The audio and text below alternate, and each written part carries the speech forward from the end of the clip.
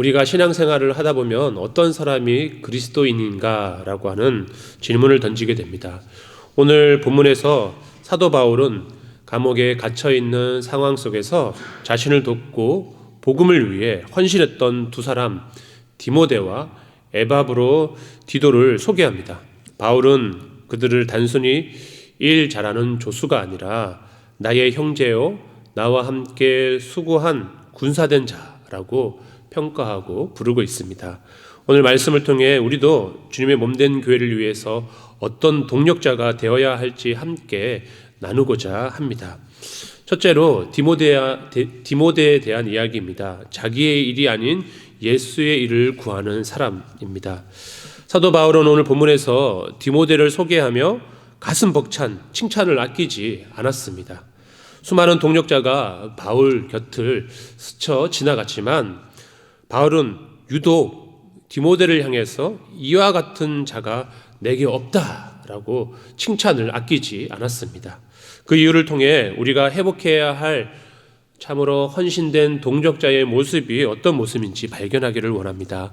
우리 20절 말씀을 함께 읽어보겠습니다. 이는 뜻을 같이하여 너희 사정을 진실히 생각할 자가 이밖에 내게 없음이라. 아멘. 20절 말씀에서 디모데를 가리켜 뜻을 같이하여 너희 사정을 진실하게 생각할 자라고 말하고 있습니다. 여기서 뜻을 같이 할 자라는 헬라어 원어는 이소프 시코프라고 하는데 어렵지요. 직역하면 이건 중요하지 않습니다. 직역하면 혼을 같이 나누다, 똑같은 영혼을 가지다라고 하는 뜻입니다. 다시 말해 바울과 디모데는 하나님의 영으로 같은 마음을 품었고 같은 영을 나눈 사람이다라고 하는 뜻입니다. 디모데는 바울과 영혼의 주파수가 잘 맞았습니다. 바울이 빌립보 성도들을 생각하며 눈물을 흘릴 때 디모데도 함께 울었습니다. 바울이 복음 때문에 가슴 설렐 때 디모데도 그의 가슴이 함께 설렜습니다. 하나님께서 주시는 그 비전을 바울이 품을 때 디모데도 함께 품었고 어려움 가운데 답답할 때도 디모데가 함께 답답해하고 어려움 가운데 주님을 같이 의지했습니다. 오늘날 우리에게 필요한 것은 기술이 좋은 일꾼이 아닙니다. 기술이 뛰어난, 재주가 뛰어난 사람이 아니라 오늘날 우리가 함께 동력해야 할 사람은 마음이 통하는 동력자라고 하는 것입니다. 요즘에 계속 우리 교회 부목사님을 함께 사역할 우리 전임 사역자를 이제 공고하고 기도하면서 우리가 초빙을 하고 있는데 이제 시기가 지금은 사역지를 옮길 시기가 아니어가지고 이력서가 잘 안 들어오고 있어요. 그래서 내심 답답하기도 하고 또 한편으로는 기대가 되기도 해요. 하나님께서 얼마나 좋으신 분을 보내주시려고 이렇게 뜸을 들이시는가라고 하는 마음이 들어요. 그래서 제가 보니까 일을 잘하고 능력 있는 사람, 이런 사람도 중요하지만 그런 사람들은 자기를 드러내기에 급급해요. 하지만 우리가 함께 동력해야 할 좋은 사람은 기다려주고 배려해주고 우리의 마음을 읽어줄 줄 아는 마음이 맞는 사람이 필요하다라고 하는 것이죠. 오늘 디모데가 딱 그런 사람이었습니다. 여러분들 기도할 때 하나님께서 디모데 같은 좋은 마음을 이어주신 좋은 동력자를 보내주시기를 함께 기도를 부탁드립니다. 네. 감사합니다. 네. 주님의 마음이 머무시는 곳에 내 마음이 있고 주님의 눈물이 고이는 곳에 내 눈물이 고이는 사람, 그가 바로 디모데와 같은 사람입니다. 마음이 통하는 것은 어쩌다 마음이 이렇게 통하는 것은 어쩌다 한 번은 잘 맞아요. 그렇죠? 이게 우연히 딱 했는데 딱 맞네. 이거는 어쩌다 한번 맞는 거지. 일을 해 나가다 보면 우리는 결국 다른 사람이고 다른 생각을 가지고 있기 때문에 이견이 생기기도 하고 갈등이 생기기도 합니다. 그런데 함께 동력을 이루고 함께 목표로 하는 일을 잘 해 나가기 위해서는 서로가 가진 주장만 해대면 일을 할 수 있을까요? 없어요. 누군가는 양보하고 내려놓고 다른 상대방의 의견을 존중해 줄 때 그 안에서 동력이 일어나고 연합이 일어난다라고 하는 것입니다. 자기 생각을 내려놓고 상대방에 맞출 때 이것이 가능한데 디모데가 그랬습니다. 디모데는 자신의 선생님이었던 사도 바울의 그 비전에 함께 공감할 뿐만 아니라 자신의 생각과 조금 다를 때에 자신의 것을 주장하지 않고 기꺼이 양보하며 선생님의 의견을 존중해 주었습니다. 자신의 마음을 생각을 내세우지 않고 하나님 나라 복음을 위해 기꺼이 자신의 생각을 내려놓을 줄 아는 사람이 바로 디모데였다라고 하는 것이죠. 그래서 이 디모데가 빌립보 교회에 가게 될 때에 자신의 그 마음 가지고 빌립보 교회를 잘 세워 갈 것을 생각하며 디모데가 빌립보 교회에 갈 것을 바라고 있었습니다. 이어지는 21절에서 바울은 매우 뼈아픈 탄식을 내뱉습니다. 우리 21절 말씀도 함께 읽겠습니다. 그들이 다 자기 일을 구하고 그리스도 예수의 일을 구하지 아니하되. 아멘. 많은 사람들이 자기가 열심히 일한 것을 누군가 알아주기를 원하고 인정받기를 원합니다. 그거는 우리가 다 가지고 있는 자연적인 어떤 본능 가운데 하나이죠. 우리 모두 다 인정 욕구를 가지고 있습니다. 그런데 하지만 이처럼 많은 사람들이 주님의 일을 한다고 말하면서도 정작 결정적인 순간에 주님의 영광을 드러내기보다는 교묘히 나의 유익이나 나의 평안, 나의 이름을 먼저 계산하게 됩니다. 그런데 디모데는 달랐습니다. 그는 자신의 인생 계획표를 다 내려놓고 예수의 일을 가장 우선순위라고 예수님이 드러나는 일에 모든 것을 걸었습니다. 내가 주인공이 되지 않아도, 내 이름이 드러나지 않아도 예수의 일이 성취된다면 그것으로 충분하다라고 하는 고백이 디모데의 위대함이었다라고 하는 것입니다. 네. 제가 어떤 딱 사역을 해가지고 딱 결과가 좋았어요. 결과가 좋아가지고 많은 사람들이 저를 막 너무 수고했다, 칭찬해줬다라고 하는데, 그래도 이제 목회자님과 배워서 저는 별로 한 것이 없어요. 옆에서 도와주었던 옆에 있는 이 목사님 너무 많이 수고해 주셨어요 라고 딱 그러는 거예요. 그랬더니 성도님들이 그 목사님 댁 가가지고 너무 수고했다고 막 그러는 거예요. 괜히 그렇게 말해가지고 제 마음이 또 약간 상하기도 하지만, 그럼에도 불구하고 그것을 통하여서 내가 드러나지 못하고 내가 칭찬받지 못한다 하더라도 예수님이 드러날 수 있다면 나는 없어지는 것이 감사할 줄 아는 사람이 바로 참된 동력자, 주님의 종의 모습이라고 하는 것이죠. 그래서 우리가 다 잘 알고 있는 세례요한 아시죠? 세례요한이 주의 오실 길을 준비하면서 많은 사람들에게 회개에 합당한 열매를 맺으려고 담대히 외치면서 회개에 이르는 세례를 전하였어요. 그리고 예수님이 오셨을 때 그가 뭐라고 고백하죠? 많은 사람들이 혹시나 세례 요한이 예수님이 아닐까, 세례 요한이 메시아가 아닐까 그를 많이 추정했지만, 그런 자신의 어떤 이름이 드러나는 것보다 예수님이 오시자마자 예수님을 향하여서 그는 흥하여야 하겠고 나는 쇠하야 라고 하면서 스스로를 낮추고 스스로를 숨겼다라고 하는 것입니다. 이것이 종됨의 자세라고 하는 겁니다. 바울은 디모데의 연단을 너희가 안다라고 22절에서 얘기하는데, 여기서 연단은 금광석을 뜨거운 불에 녹여 불순물을 제거하고 순금을 만드는 과정을 의미합니다.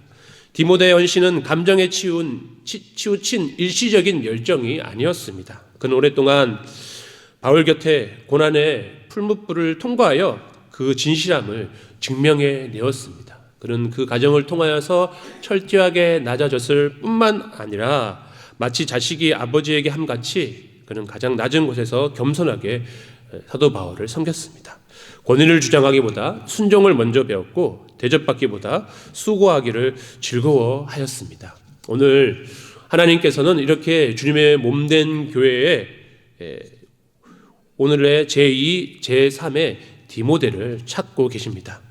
목사님, 제가 이 일을 하면 제게 무슨 유익이 있나요? 라고 묻는 자가 하나님께서 찾으시는 자가 아니라, 주님, 제가 무엇을 내려놓아야 주님의 일이 온전해질까요? 이것을 묻는 주님이 찾고, 그것이 바로 디모데가 가진 모습이다라고 하는 겁니다. 우리의 봉사와 사역은 나를 증명하는 자리가 아닙니다. 디모데처럼 주님의 심장을 품고 이름도 없이 빛도 없이 줄을 잡아주는 사람으로서, 함께 옆에서 동력하고 옆에서 어떤 것을 할 때 보조해주는 사람으로서 하나님께서 훗날 우리를 향해 너처럼 진실하게 내 마음을 알아준 자라고 없다라고 최고의 칭찬을 받는, 그래서 자신을 낮춰서 드리는, 그걸 통해서 얻게 되는 그 칭찬을 얻는 그 사람을 주님께서 우리에게 요구하고 계신 겁니다. 내가 나를 낮출 때 주님께서 영광 받으시고, 내가 나를 낮추지만 그럴 때 다시 반대로 주님은 우리를 높여 세우신다라고 하는 이 사실을 기억하시기 바랍니다. 두 번째는 고난 속에서도 끝까지 책임을 다하는 사람을 주님께서 찾으십니다. 이번에는 바울은 에바브로디도를 향해 5가지 별명을 붙여주었는데요. 우리 25절 말씀을 함께 읽겠습니다. 그러나 에바브로디도를 너희에게 보내는 것이 필요한 줄로 생각하노니 그는 나의 형제요 함께 수고하고 함께 군사된 자요 너희 사자로 내가 쓸 것을 돕는 자라. 아멘. 여러 가지 수식어를 사용해서 사도 바울이 에바브로디도를 칭찬하고 있습니다. 그는 나의 형제요, 함께 수고한 자요, 함께 군사된 자요, 너희의 사자로 내가 쓸 것을 돕는 자라고 하면서 이 에바브로디도에 대한 소개의 내용 가운데 에바브로가 그동안 얼마나 주님의 몸된 교회와 사도 바울의 사역을 위해 애쓰고 수고하고 큰 도움이 되었는지 우리가 알 수 있습니다. 바울은 그를 단순히 돕는 자라고 부르지 않고 함께 군사된 자라고 불렀습니다. 당시 빌립보에서 바울이 있는 로마까지는 약 1300km 정도 되는 거리였다고 합니다. 산을 넘고 바다를 건너며 강도의 위험과 질병의 위협을 뚫고 가야지 다다를 수 있는 목숨을 거는 그 길이었습니다. 그 길을 에바브로디도가 여러 번 왔다 갔다 하면서 바울의 말을 전하기도 하고 또 빌립보 교회의 이야기를 바울에게 전해주기도 했습니다. 이 여정은 단순한 심부름이 아니라 영적인 전투와도 같았습니다. 그는 편안한 안주를 포기하고 복음의 최전방에서 고군분투하는 사도 바울을 위해 기꺼이 전우가 되어서 전쟁터로 뛰어갔던 그런 동력자였습니다.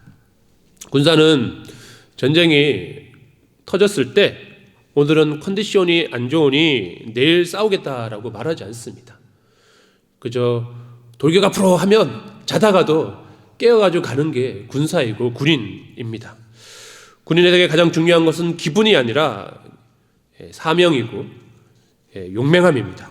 우리도 주님의 일을 할 때 에바브로디도와 같은 그런 군사 정신을 가지고 있어야 합니다. 상황이 좋을 때만 무언가를 하려고 하는 것은 손님에 지나지 않습니다. 어떠한 비바람 속에서도 고지를 지키는 군사가 되어야 하는 것이 주님께서 우리에게 향하신 종됨의 자세, 동력자의 자세라고 하는 것이죠. 본문에서 가장 감동적인 대목은 에바브로디도가 병들어 죽게 되었을 때의 반응입니다. 그는 자신이 죽을 뻔했다는 사실보다 그 소식을 듣고 걱정할 빌립보 교회 성도들 때문에 더 괴로워했다라고 기록합니다. 우리 26절 말씀을 함께 읽겠습니다. 그가 너희 무리를 간절히 사모하고 자기가 병든 것을 너희가 들을 줄을 알고 심히 근심한지라. 아멘. 너무 훌륭하지 않습니까? 지금 당장 병이 들어서 죽을 것 같은 그런 고통 가운데 있을 때 여러분들 우리는 아프고 힘들면 주변 사람들 뭐라 하고 말고 신경 안 쓰고 아파 시끄러워하지 마 이렇게 신경 쓰는데 에바브로디도는 오히려 자신의 죽게 된 이 병의 상황 가운데 내 소식이 빌립보 교회에 전해지게 되었을 때 빌립보 성도들이 아파하고 힘들어하고 걱정해야 할 것을 먼저 마음을 썼다라고 하는 것입니다. 이게 사랑이죠.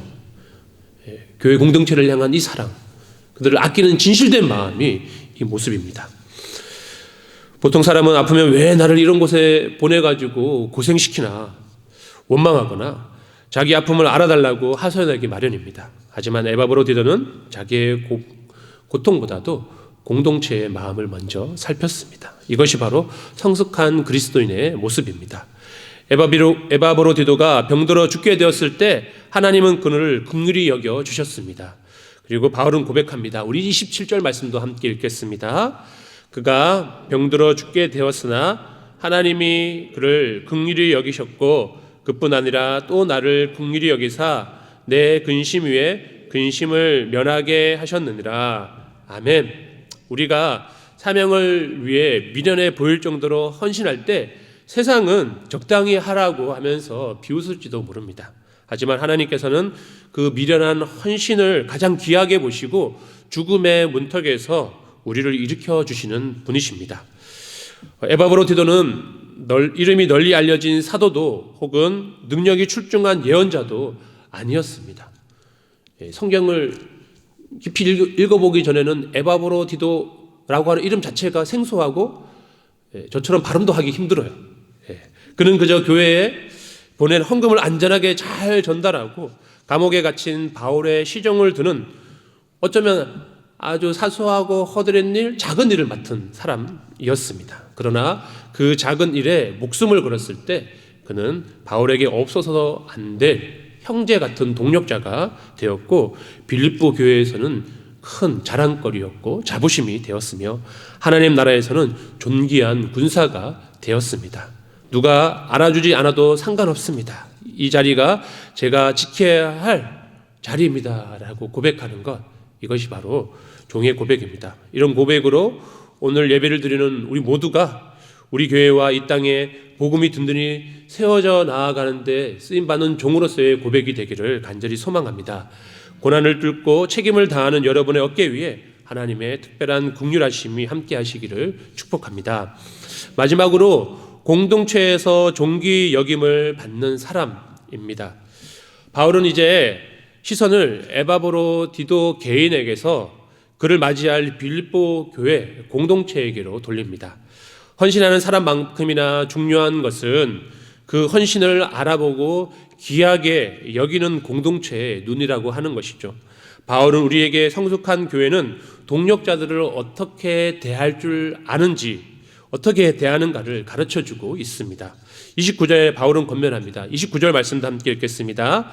그러므로 너희가 주 안에서 모든 기쁨으로 그를 영접하고 또 이와 같은 자들을 존귀히 여기라. 아멘. 네. 종은 사역자는 주님의 동력자는 자기 자신을 낮추고 자기 자신을 감추고 하나님을 드러내야 하는 것이지만 공동체는 그 헌신한 사람을 모른 척하면 안 된다라고 하는 거죠. 몸된 교회와 하나님 나라를 위해서 애쓰고 수고하는 이들을 위하여서 응원하고 격려하고 기도하고 그를 기쁨으로 맞아주고 섬겨줄 수 있어야 한다라고 바울은 권면하고 있습니다. 우리는 종종 교회의 일을 열심히 하는 분들을 보면서 좋지 못한 시선으로 바라볼 때가 있어요. 저 사람은 할 일도 그렇게 없나? 저기 사회에서는 아무것도 안 하니까 교회에서 저렇게 열심히 하지 않으면서 비아냥거리거나, 아니 권사님이니까 장로님이니까 직분 정도 있으면 그 정도는 해야지라고 이렇게 함부로 말하거나 평가할 때가 있습니다. 그들의 수고를 당연시할 때가 있습니다. 여러분들 어떠세요? 당연한 헌신은 없어요. 당연한 헌신이 없습니다. 직분 있으면 하고 직분 없으면 안 하는 겁니까? 아니죠.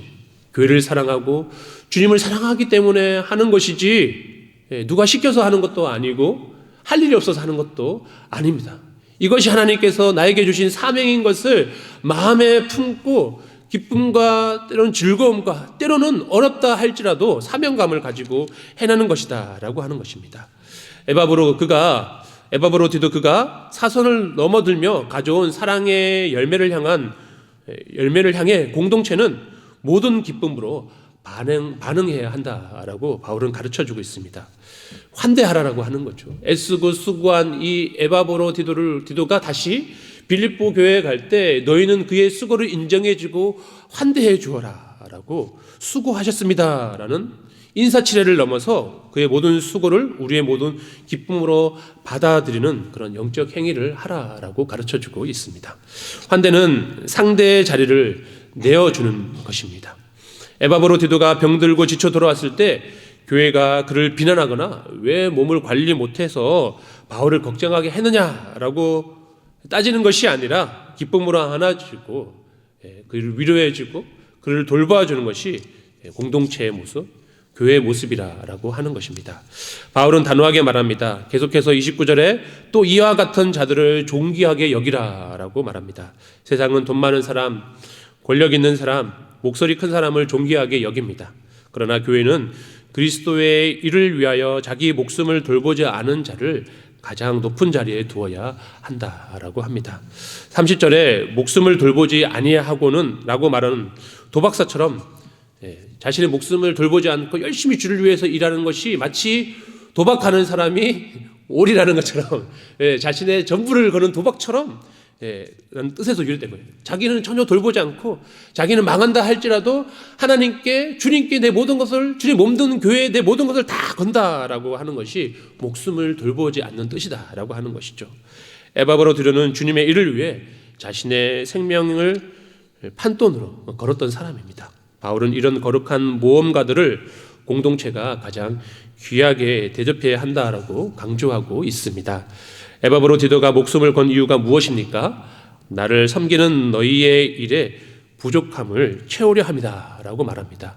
빌립보 교회는 바울을 돕고 싶었지만 거리상으로는 한계와 상황의 제약이 있었습니다. 그런 부족함이 있었습니다. 에바브로 디도는 바로 그 한계 상황을 메꿔주는, 그 틈을 메꿔주는 자신의 헌신으로 그들 사역을 수월하게 해나갈 수 있도록 도와주었습니다. 헌신이란 완벽한 사람이 하는 것이 아닙니다. 공동체의 빈틈, 약한 모습을 보고 그 자리에 기꺼이 들어가서 보이지 않는 곳에서 자신을 헌신하고 그것을 채워주는 것이 바로 주님의 종의 모습이라고 하는 거죠. 누군가의 부족함을 비난하는 대신 내 수고로 그 부족함을 채우는 것, 그것이 바울이 말하는 함께 수고하는 자의 도리입니다. 사랑하는 성도 여러분, 오늘 우리는 말씀의 거울에 우리 자신을 한번 들여다보았으면 좋겠습니다. 우리는 묵묵히 헌신하는 지체를 향해 기쁨의 박수와 응원의 소리를 내고 있습니까? 아니면 그들의 수고를 당연한 것으로 치부하며 무관심하고 있지는 않습니까? 이제 우리 곁에 있는 에바브로 디도들을 찾아봅시다. 식당에서 또 교사로, 찬양대로 혹은 이름 없는 기도자로 섬기는 그들의 손을 잡고 말씀해 주시기 바랍니다. 당신이 있어서 우리 교회에 부족함이 채워졌습니다. 당신은 주 안에서 정말 존귀한 자입니다 라고 고백할 수 있게 되기를 바랍니다. 우리 옆에 계신 분들이 다 그런 분들이시죠? 우리 옆에 계신 분들에게 이렇게 고백할까요? 우리 집사님께서 우리 교회의 부족함을 채워주었습니다. 장로님께서 우리 교회의 부족함을 채워줬습니다. 우리 권사님은 너무나도 존귀한 자입니다. 네, 아멘. 서로를 존귀 여기는 이 사랑의 고백이 넘쳐날 때 우리 활빈교회가 주님께서 기뻐하시는 에바브로 디도의 행진이 끝나지 않는 복된 공동체가 될 줄로 믿습니다. 아멘.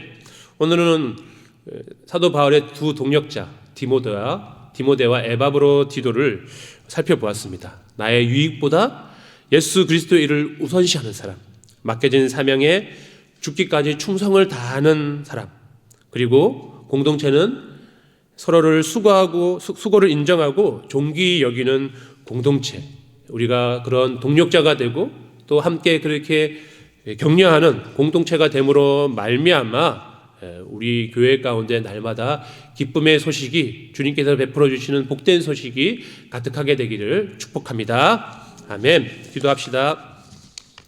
사랑의 하나님, 우리 아버지, 오늘 우리가 만난 디모데처럼 나의 유익과 안일함을 먼저 구하는 인생이 아니라 오직 예수 그리스도의 일을 우선시하며 주님의 심장을 품고 이웃의 사정을 진실히 살피는 성숙한 믿음을 저희에게 허락하여 주옵소서. 세상의 목소리에 귀 기울이보다 주님의 세미한 음성에 주파수를 맞추는 영혼이 통하는 동력자가 되게 하여 주옵소서. 또한 에바브로 디도처럼 맡겨진 작은 사명에도 생명을 거는 충성심을 허락하여 주옵소서. 때로는 봉사의 자리가 고단하고 아무도 알아주지 않는 것처럼 느껴질 때에도 하나님께서 보고 계신다는 믿음으로 묵묵히 자리를 잘 지켜나가는 하늘의 군사가 되게 하여 주옵소서.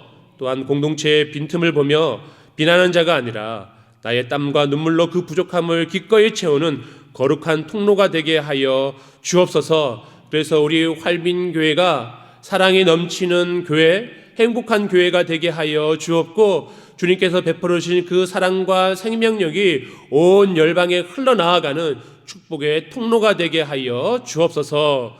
우리 구주 예수 그리스도 이름으로 간절히 기도드립니다. 아멘.